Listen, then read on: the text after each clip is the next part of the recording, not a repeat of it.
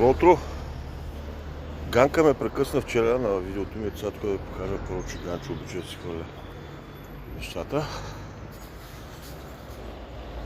Ето как е обезопасил Каню тук реката.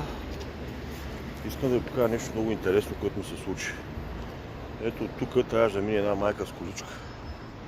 Ето тук е така. И не сещате, че беше голям зор. Иска да я помогна, но той му тя имаше едно куче. И кучето малко се нахвърли върху мен, защото пазеше бебето. Тя все пак каза благодаря, нали, жената, но иска да я помогна, защото тук е голям зор, значи е от тук. Минават майки с колички. Така не обича да си хвърля тук също нещата. Айде да не снимаме тук автомивка има, да не снимаме хората, да не ги притесняваме. И тук е за един булевард. Така, реалността на Ганчо. И сега ако го правя това, някой Ганчо може да рече, що снимаш? Аз не снимам тук хора, тук притеснявам някой.